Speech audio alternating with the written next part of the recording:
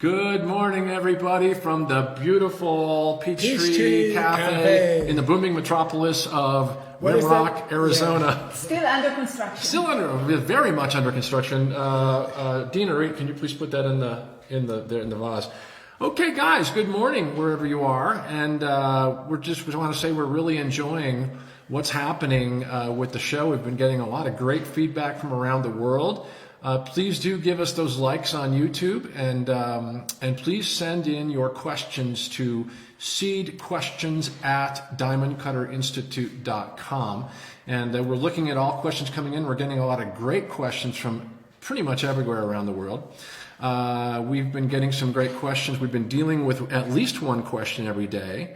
Yesterday we were talking about Moran Pober's question from Israel. Great question, which I think is going to turn into a whole new series. Yeah.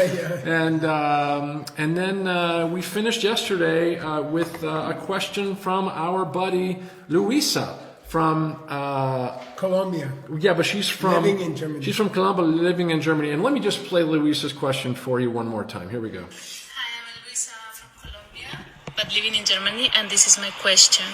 I would like to hear your opinion about karmic parenting. Children are the best catapult for us, for our spiritual development, because they really push our buttons very easy and very often. But to see where are the seeds that I planted to see my kids' own behavior is very difficult because the correlations are not very obvious. So what will be your advice on that and how to teach kids about karmic seeds? Thank you.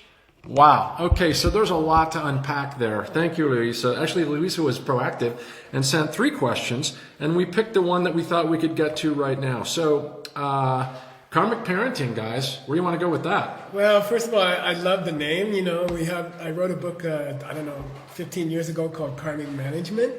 And that's the first time I heard anybody call it karmic parenting. So I want to thank you, Luisa, and I'm going to steal it for my next book. I think it's a great idea. And I'll throw something out, okay? I'll throw something out there. I have a couple of ideas. But one is that if the seed system is correct, and we know that seeds open in 4 different ways. The first way is that kind of what you do to somebody else comes back to you the same way. If you lie, then people will lie to you in this life. What's the second one? Habits. Yeah. If you lie, you get in the habit of lying. You know, you lie once to your wife or to your mom, and then you get into the habit and you start lying all the time. What's the third one? Jesse Michael likes to pretend like he forgot to give other people an opportunity to talk. Sometimes I really do forget. No, the third one is environment. People and our environment. Yeah, the people and the environment around you. Like, you will live in a country where people cheat on their taxes all the time, or people lie to each other all the time. And then the fourth one is deeper, you know, what happens to you later, you know, after you die, depends on that. So, but what I'm thinking about is the third one. And what I wanted to say to Luisa, first of all, I think the most important thing to remember with kids, and none of us had kids, okay? But I think the most important thing to remember with kids is that they are a mirror of your own behavior. So that's the environment. Everything you see in your environment, which includes your children, is a mirror of yourself. So whatever problems you're having with your child, you have to be a karmic detective, and you got to go back to something you're doing, which is smaller and similar. Tiny things that you're doing grow into what your kid. So, for example, if your kid doesn't listen to you, what do you think would be the cause, and then how could you work on that? Be a detective and look where in your life they are. It could be even only one person that we don't like to give attention or listen to, right? Mm-hmm. It could be many people, but it could be even only one person, and that will plant the seed. So if, let's say you don't listen to somebody at work, would that follow you home? And then people at home wouldn't listen to you? Is that the way it works? Okay, guys, so we do events in DCI offline, live events in about 35 cities around the world every year. And we're really excited about how this is taking the ideas, the essence of DCI out to many, hopefully tens of thousands or hundreds of thousands of more people. in those live events, we speak to people in person, and like during the break in the event, we get a lot of these same questions. So for those of you who haven't seen DCI before, or maybe not heard of it, what we're talking about are basically the way that mental imprints, or seeds as we refer to them, how they appear, how they express themselves in the world around us. And so we talked about the most obvious one, you get a similar result. Number 2, they say that doing something creates a habit of doing the same thing. Number 3, you see it creates the environment around you. Number 4 is a big deal. It's more profound. So now, will those seeds follow me home? As Bishop Michael said, yeah, big time. And this is... They're not following you. Well, that's a good point. You're taking them home. You're taking them home in this thing, because we say, and this is, it's a little bit hard in the beginning to wrap your head around, but it's fascinating that we are, you could say, participating in everything that we see around us. You might even say, I am literally creating, I'm producing the experience of everything around me. So, yeah, I create an imprint with my child, or at work, it follows me home. I create an imprint with my child, and it follows me to work. You plant a seed over here, it's going to express itself whether they're absolutely. I often, about that point, I remember a woman who used to work for me in the diamond business. And she came to me and complained about all the people in her department, said they didn't like her, and she said, I'm going to quit. I'm going to go to another company where people will like me. And she quit.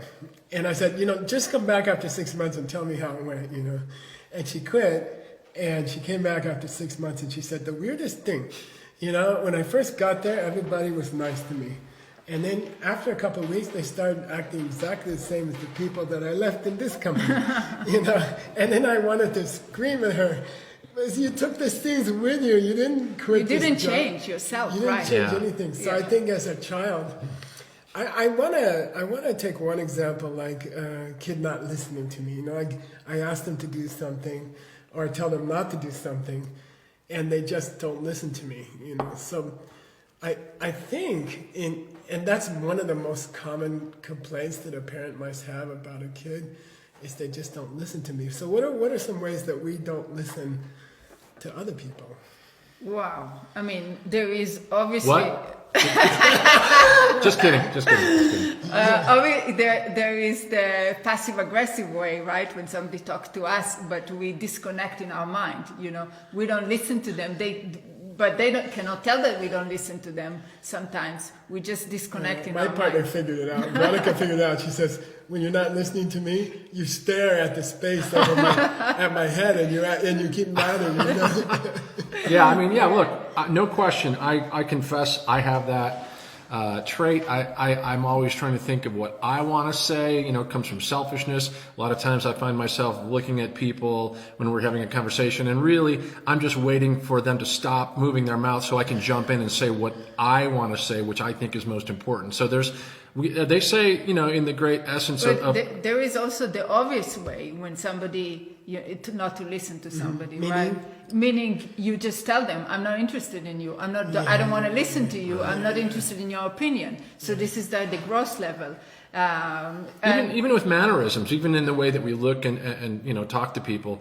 So the essence of what we teach around the world is based on an idea that everything I think and say and do creates an imprint which will force me to see something around me in some period of time. And then in the events around the world in DCI, we like to say, I know I like to say a lot of times, hey guys, this is the good news and the bad news. Which one you want first, the bad news or the good news? Bad news is I'm responsible for 100% of everything I see around me. Good news is I'm responsible for 100% of everything I see around me. And the reason it's good news is because since I'm responsible for it, I can change it. Right? When people talk about their children, I always remember a time that Veronica, my partner, we went to see a very, very big lama, and there were 5,000 people there. And at that time, her kids were very young. They were like, I think, 3 and 4 years old. Now they're 33 and 31.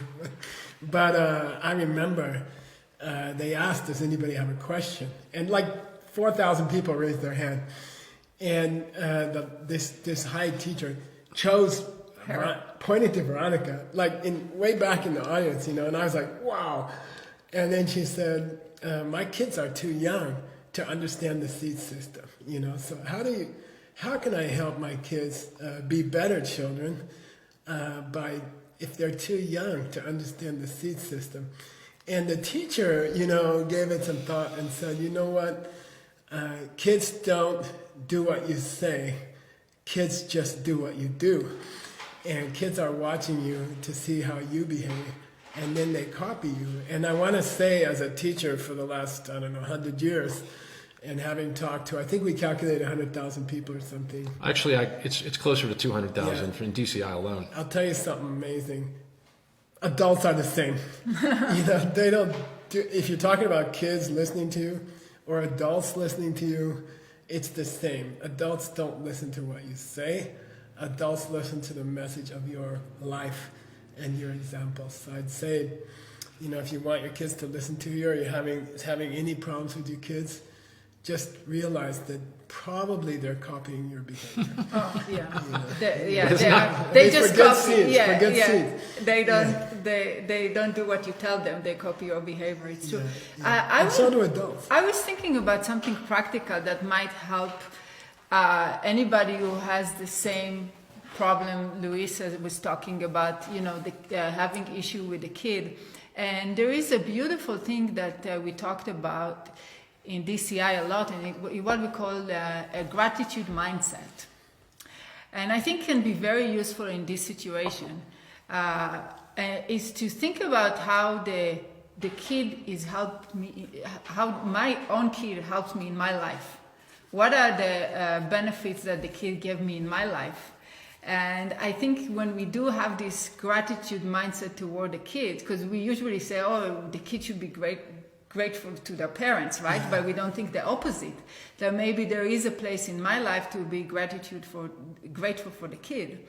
And I think this mindset, because the kid come from us, and so if I feel grateful for them, and if I feel, oh, I'm so lucky I have them, and they're healthy. And they are healthy. Wow. And emotionally they are healthy. They develop correctly. Physically they are healthy.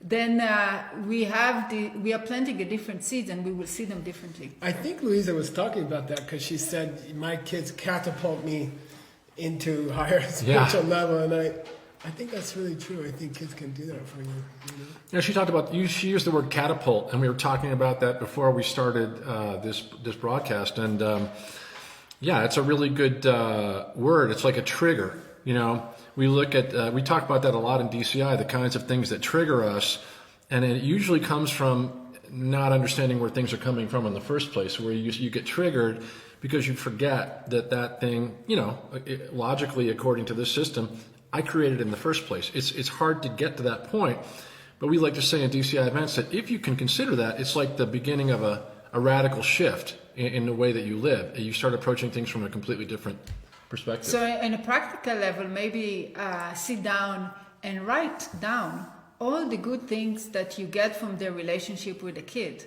and all the good things that happens because the kid came to your life. And I think that will plant the seed to have a different, to see the kid differently, and for the relationship with the kid to change. On a conventional basis, and then use that for... I'll throw in a deeper thing. Okay, you ready? Yeah. You know, this is if you really want to get, you know, really crazy about it. Okay, here's my logic. If the Diamond Cutter Sutra has been around for 2,500 years, which we kind of based our company on, and if it's correct, then certain people in the world have perfected their mind already. They've used the seeds for many, many years, and their mind is totally, you know, evolved to a higher level, right? And then at some point they can sort of choose how they appear to people.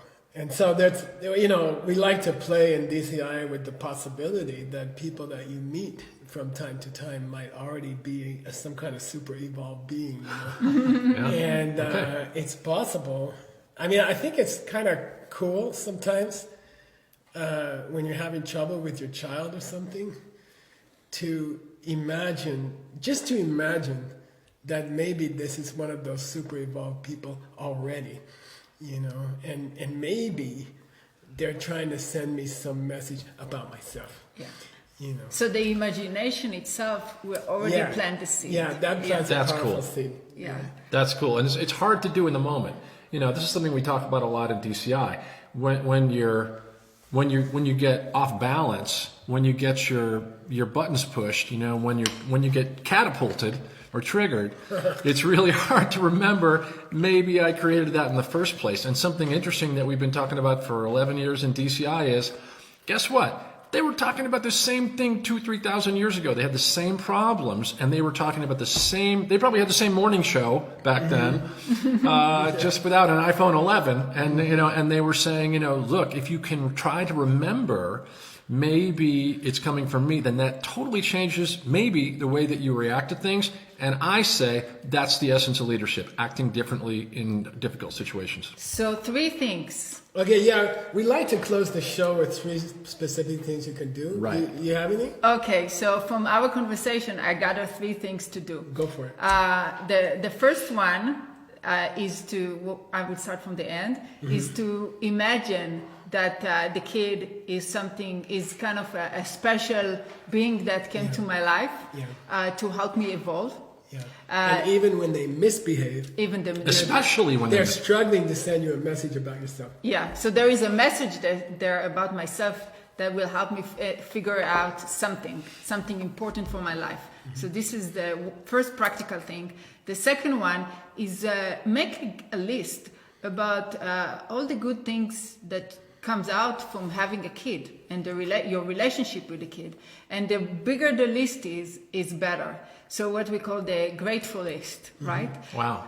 And then the third thing is that whatever I see in my kid that I don't like, it's a mirror. It's a mirror. Where do I do it to other people? Okay. In smaller ways. In smaller ways, exactly. Cool. So 3 things. Okay. What about proactive? Like, can I can start a daily practice of trying to specifically not interrupt somebody, or listening. If I see my kid don't listen to me, so I will make it a common practice in my life to start to increase my ability to listen to others. Like, you guys should see, like, when we're sitting here before we start the broadcast and discussing what we're going to do, we're sitting here, we're talking back and forth, and it's almost like a wrestling match. We're trying to see who can get their ideas in first. And that's a really good place to try to practice. And for me, I have to really take a breath and step back and say, oh, okay, I got all these ideas, but I'm going to step back and try to wait till everybody else is finished talking. Small shifts in daily habits. We say, because seeds grow, create big results, right? Okay, now I'd like you to show the question for tomorrow, and I'd like to just our listeners to know that tomorrow we're going to have a special guest. It's Nick Lashaw, who's the director of the Ancient Text Translation Program. Hi, Nick. At Hey, Nick. the Sedona College of International Management, which is she's the dean of. Yes. And it's going to be amazing. I think he's translating some ancient texts about emptiness and how we can apply that to our real lives. We're going to hear from Nick tomorrow. So don't miss tomorrow. And we have also an excellent question. Yes, another rose. I believe these are from Geshe Michael's garden, actually, right? They're from the store, actually. So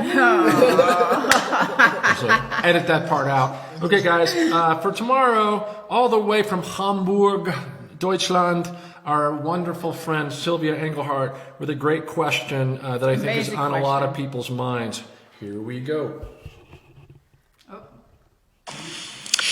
Good morning from Hamburg. I'm here in my office at the harbor site, and I want to thank you first for this amazing show. This is so inspiring, and I enjoy it very much.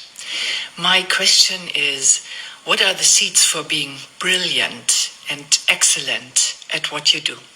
Thank you very much, and have a great day. Bye. See you tomorrow. Brilliant question, Sylvia. Amazing. See you tomorrow. Okay, guys. Yeah. Thanks for listening. And we'll get the answer. Have another coffee Thank on you, me. Lucia, for your question again. Yeah. That was wonderful. Thanks everybody who's asked questions. So if I remember, seed questions at diamondcutterinstitute.com. Only video questions in vertical selfie style, under 30 seconds, about all areas of life. Thanks Love a lot, you guys. Bye-bye. See you tomorrow. Have a great day. Bye for now. Bye.